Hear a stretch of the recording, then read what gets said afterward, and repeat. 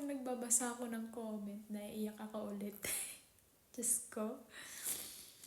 Isa kong high school friend, yan si Pau.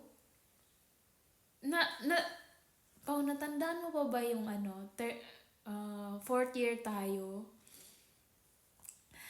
Na grenade mo ako ng birthday ko, na nag-walk out ako? Kasi yun yung first time sa buhay ko na birthday ko na may nakaalala. Kaya nag-walk out ako that time kasi naiyak ako.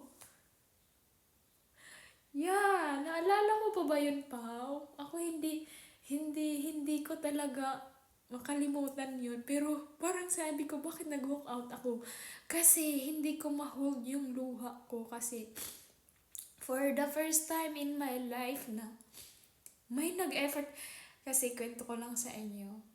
Si Pauline, naging close friend ko talaga siya nung second year ako. Alam niyo, mapili ako sa kaibigan. Mapili ako sa kaibigan. Itong tao na to, itong babae na to, grabe. Sobrang bait. Wala ka talagang masabi. Kaya nung naging third year kami, nagkahiwalay kami ng section. Third year ko malungkot kasi pili nga yung kaibigan ko, dahil hindi ako, as in yung magiging close ko talaga, pili. Nagkahiwalay kami, so may mga friend na rin siyang bago. Tapos hanggang nag fourth year kami, hindi pa rin kami magkaklase. That time, for the first time in my life talaga na pumunta siya sa room with her new friend, ganyan. Tapos grenade niya ako ng birthday ko. Nag-walk out talaga ako. Kasi yun talaga ang dahilan.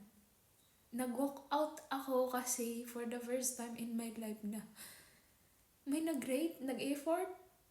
Ganun kasi sanay ako na walang nakakaalala. Yeah. Kung naalala mo pa yun, ako na.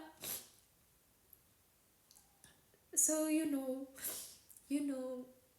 mga tumatagal, kumbaga, yung nagiging close ko, talagang tumatanim sa puso ko yan.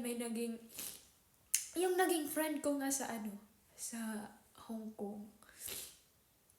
Yung mga unang taon namin doon na, hanga ka din kasi ako sa kanya, dahil kasi, shout out sa'yo, te, alam mo yung ikaw yan.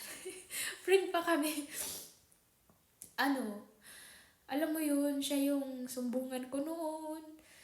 Gusto ko siya kasi prangka siya magsalita. Papagalitan niya ako. Alam niyo yun, may friend ka na, may nanay ka pa. Yung ganun pakiramdam.